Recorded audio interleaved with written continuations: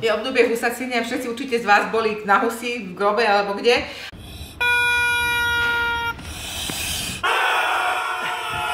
Ale určite robíte aj doma, však nemôžete len chodiť kade, musíte aj doma urobiť hus. Ja to robím tak raz, dvakrát do roka, keď príde rodina. Takýto recept. 4 hodiny som to piekla na 100 stupňov a potom 4 hodiny na 150 stupňov, čiže 8 hodín som piekla hus. Taká bola celkom pekná, ale zásadne nepoužívam husy s tou bielou pečenou, s tou obrovskou, pretože podľa mňa to je čisté týranie zvierat a podľa mňa ten orgán je chorý. Keď oni štopujú tú úbohú hus, tak tá pečeň predsa nemôže byť zdravá. Takže ja vôbec také nepoužívam, uvidím, ako nám táto bude chutiť, ale to je tá pečeň normálna, to je hus s normálnou pečeňou, takže predpokladám, že to zviera bude zdravé. No, takže zapla som hus, chcela som o 12, čiže na 11, 10, 9, 8, 7, 6, 5, 4. To mi nevychádza. O 4 ráno som stala, dala som hus na 100 stupňov, iba osolenú, nič viac, zvonka umytú, osušenú osolenú. A o 4 ráno som to zapla na 100 stupňov, potom 5, 6, 7, 8, o 8 som to prepla na 150 a výsledok vám teraz ukážem. Pozor. Potom som to odokryla, aby tam bola kôrčička. Tu nám vidíte fantastickú. A pozrite sa na tú krásu.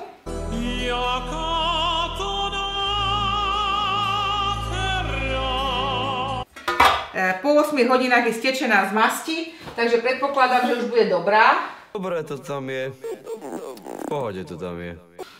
Výborná je. No. A čo husy? Husy lokše.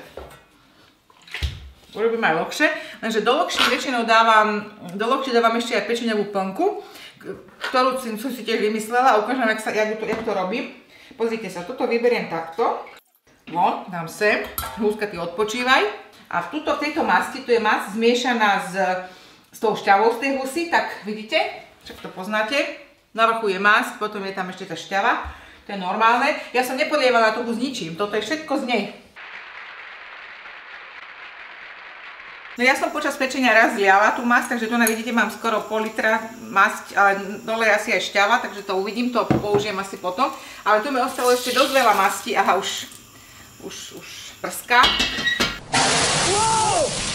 A ja používam, toto je tá husacia pečeň, vidíte? Ja používam kačacie pečenky. Používajú sa aj kuracie, ale mne to nechutí, ja tam stále cítim takú rybinu.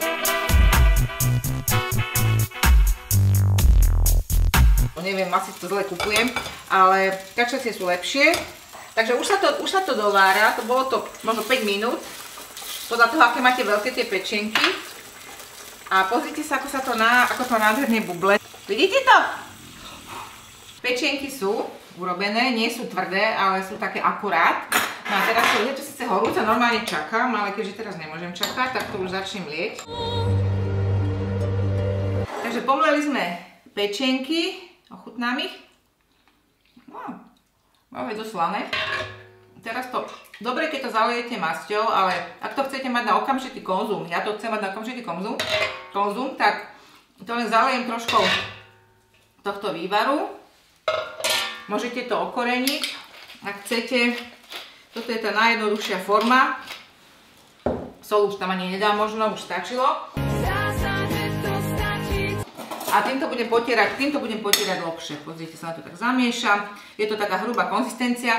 Samozrejme, že toto sa robí rôznymi spôsobmi. Na budúce môžeme urobiť pomazánku takú, že s cibulkou a s rozmarínom mixovať, aj to sa dá. Ale ja mám radšej, a v našej rodine my radšej jeme takéto hrubozrné. A toto dáme na lokše. Takže teraz môžeme ísť na tie lokše. Počúvajte, dievčatá a chlapci, prosím vás pekne, lokše nekupujte. Lokše si robte samé doma, to je úplná hračka, viete čo tam je a je to maličkosť, je to úplne nič, je to najľahšia vec na svete. Je to ešte ľahšie ako šulance a tie ste robili, ja som to videla. Posielali ste mi obrázky. No, potrebujete tiež ráno alebo kedy si uvaríte normálne zemiaky. Najlepšie sú také tie pieskové, ale ja nikdy neviem, ktoré sú pieskové, takže nejaké zemiaky si uvaríte. Tu sú už ošúpané. A tie zemiaky pretlačíte. Keď nemáte pretlačač, tak ich postrúhajte normálne v strúhaku. To je úplne jedno, nepotrebujete, lebo už som počula, že nemám dosku, no tak to robte na pulte. Nemám stôl, no tak to robte na zemi. A keď nemáte pretlačač, no tak to postrúhajte, to kľudne postrúhajte, to nie je žiaden problém. Dobre, takže mám to urobené, pozrite sa. Ak vám zaujímajú množstva alebo pomer, tak zhruba na 700 g zemiakov dáte 300 g múky. Takže do kila 7 ku 3. 9, 10, 2, 9, 8. To je ľahké.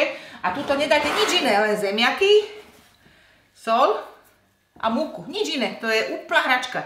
A tej múky dáte podľa toho, aké máte zemiaky. Keď sú suché, tak našťastie sa dá dať menej. A keď sú také lepkavejšie, čo nie je boh vie aké dobré na lokše, tak dáte trošku viacej. Takže máme tu jemné hladunké cesto. Ja už to cítim teraz, aké to bude dobre, pretože je to také, ako keby, také nadýchané. No. Dobré zemiaky som vybrala, chvála Bohu, aj keď neviem ako. Ja viem. Tak, no. To cesto nenechávajte dlho. Žiadne také, že mraziť alebo niečo podobné. Ako náhle sa to cesto urobí, okamžite na pánvicu, okamžite z toho robiť lokše, pretože ono mekne. A potom zase treba viac múky a to už nie je dobre. Teraz máte úplne ideálny pomer, vidíte, že to je fakt nádherné cestičko. Joj, to je krása. Idem na to. Nechala som rozpáliť pánvice. Keď nerobte to na ničom inom, iba na pánvici. Ja som to skúšala na všelijakých doskách, ale z toho bol strašný binec, takých plechových. Urobte normálne takto. Také valčeky a z valček vyvalkáte a dáte na suchú pánvicu, suchú, žiadna masť, nič. Ne, nic, sifón, 2. Pozrite sa, aké je krásne, to bude nádherné.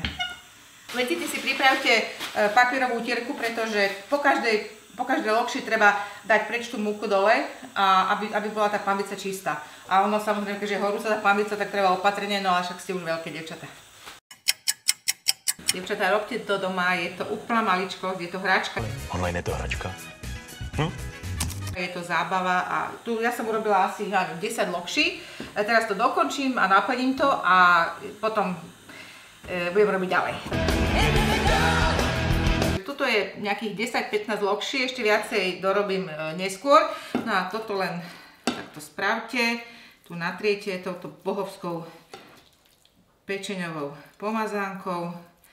Zakrútite a dáme si k tomu kvasené uhorky. Hneď ochutnám, počkajte, nevydržím. Dám. Vieš, to je dobré. Urobte si to aj vy uvidíte. Tak, dobrú chuť, idem na to.